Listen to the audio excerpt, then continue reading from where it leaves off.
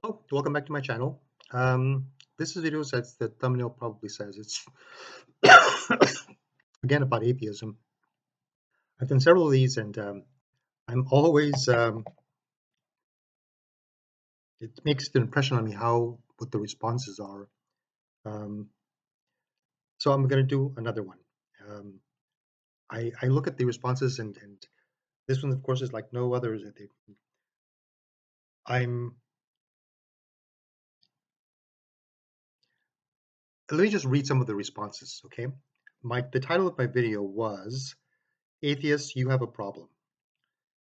Now, I could have just as easily made that as theists. You have a problem. Yeah, there are problems. There are things that um, can't be explained.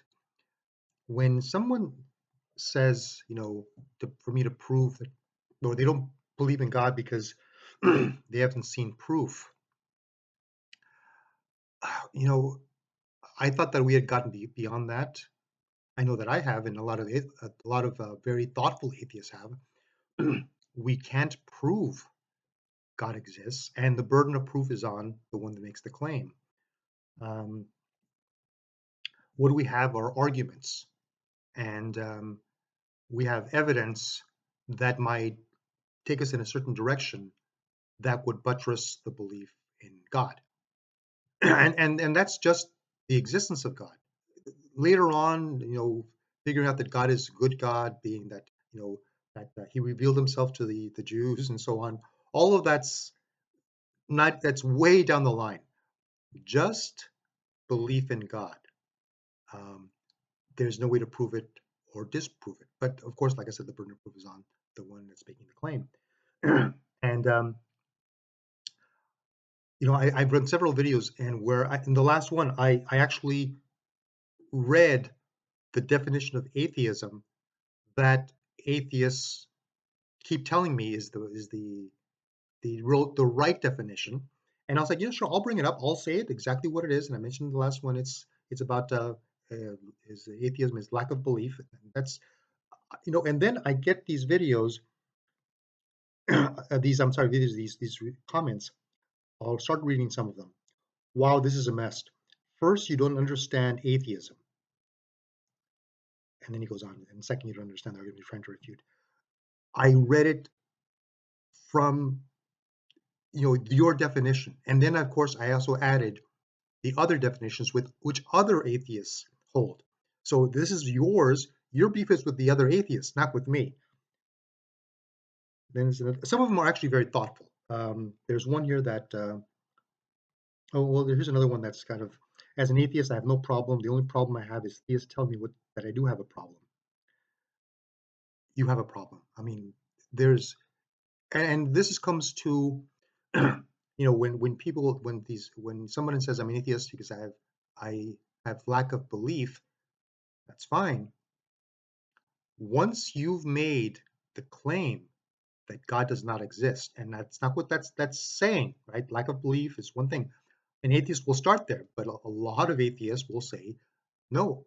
Adam Carolla, he's an atheist, and he said flat out, I know God doesn't exist. Now, he's not a philosopher. He's not doing videos making arguments, but he says God does not exist. If I were debating him, then it would be now the burden of proof is on you to prove something that you said. Okay, you said he does not exist. Um, okay, let's keep reading. Some of these. Okay, here's another one that's actually kind of thoughtful. You reach the conclusion that there was an unmoved mover, but nothing natural in this universe indicates that we can arrive at that conclusion. Rather, in this universe, all natural phenomena come about by natural process. The better conclusion, therefore, would be that this universe came about some unknown natural process. That's absolutely correct. He's absolutely right. I would argue, however, that, and he says this specifically in here, that he's referring to this universe. And I'm making the claim, which the evidence backs up, that there was an existence at some point that was outside of time and space. Because in this universe, when the universe began, time and space came into existence. The period back from that there was no natural world.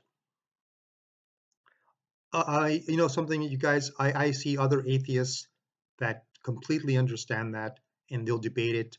And Alex O'Connor is a very good one. He's a very thoughtful atheist. He arrives at the correct conclusion that we do not have free will. As an atheist, you have to believe that we have no free will. You would also have to believe, if you're an atheist, that your reasoning is an illusion. And I know that goes over a lot of the people that write some of this stuff down. And not this guy. This guy seems to be pretty on top of it. Um, Another one, of course, I hear the comments all the time about your imaginary friend, or the what is it, the uh, invisible man in the sky, your invisible best friend. What's the other one? The flying spaghetti monster. Here's one. I am not a book footist. The only people who think they can beat Alex in a debate are those who haven't debated him. I'm not sure what he's meaning with that. I have a problem. You can't even type a coherent sentence. Um, this was a video, but anyway. Okay, another one. No, the problem is that with the theists understanding the religion is the problem. Oh, and then here's one. This another one. Of course, I like the ones that compliment me, but but he does write something here before watching. First, kudos for enabling comments. Most Christians do not enable comments. I haven't seen that to be true.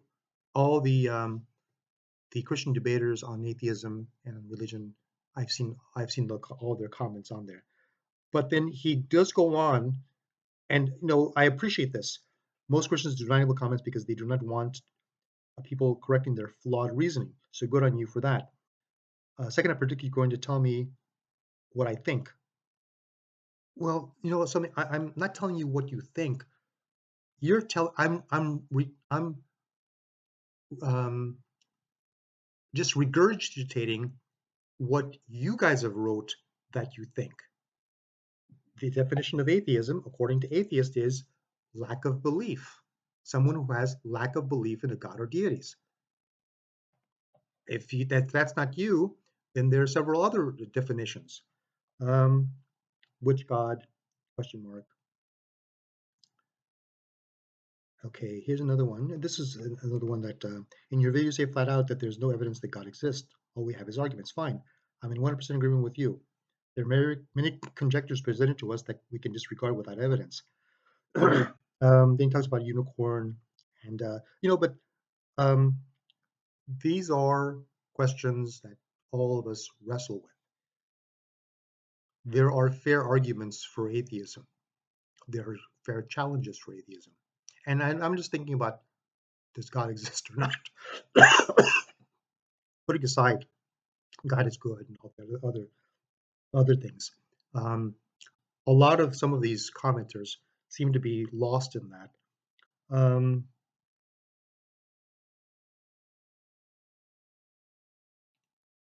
okay, I have to read this one. Did I miss the for God, or was this just the standard misrepresentation of atheists and science that's separate? Precepts about creation, so therefore a creator needed. Assertions nature we know is real and produces nature all the time, but can't be eternal, and start itself yet is unproven, not even shown probable creator can exist outside of reality. If it doesn't exist in space and time and reality, then it's not part of our reality. And he makes little laughing emojis. You know, like I mentioned, there's a movie called Particle Fever about the search for Higgs boson, and in it, they're trying to prove they're the theoretical physicist and the experimental physicist. And one of the things that they're kind of like secretly, but not really secretly, kind of like uh, hoping to discover is evidence for multiverses, because multiverses would give you more time for a universe like this to exist, to produce people, things like us, human beings that reason and so on. And so these physicists, they know that there was a reality that's not ours that exists. So if you maybe want to look up one of these physicists and argue with them, keep moving the goalpost as science gets better. You have zero proof of God, zero. Just like I have zero proof there isn't a God, but as a science believer, I need proof. And these some of these a lot of these other atheists, Richard Dawkins notwithstanding, are philosophers. That's where the argument is, and it's in free will, determining free will. It's in reason. Um, there's something that there was a argument a long time ago that talked about like bricks on a wall, and how as science gets better, it plugs in those holes in the wall, and there's less and less need for God. Uh, when the Big Bang was first brought up, of course, and some of you that know that it was a Jesuit priest who came up with the Big Bang theory, and all of the atheists at the time believed in the steady state theory that universe was infinite and always there. Now we know that that's not true, and the Big Bang theory, people critics of it before it was proven, referred to them as creationists. And so any of you that believe in the Big Bang, back then you would have been called creationists. But a lot of you are only jumping on the bandwagon because um, you think that it proves something different. Um, then there's one that I wanted to look for. Let's see here. It's a woman, Paula Smith. Here it is, Paula Smith. I feel sorry for people like him. Dresses up in a suit and tie at home, and then proceeds to beclown himself. Yeah, these are, and I think it's probably the title of my video. Um, that to to If you're an atheist, some things that there are consequences um, to being an atheist. And I've said this in another video, but I'll repeat it again here. I was mentioning that my father and I read this book, or he read the book Paula by Isabel Allende, and how Isabel Allende is an atheist, and she was at her funeral, and when she went to the funeral, she sat in the back. She just went to pay her respects, and she sat in the back, and she felt pity for all these idiots that believed in God, right? Which is typical of a lot of atheists. You can see these comments. They all be clown ourselves, right? And as she stood in the back, she said that feeling of pity turned to envy because these people had hope and she didn't.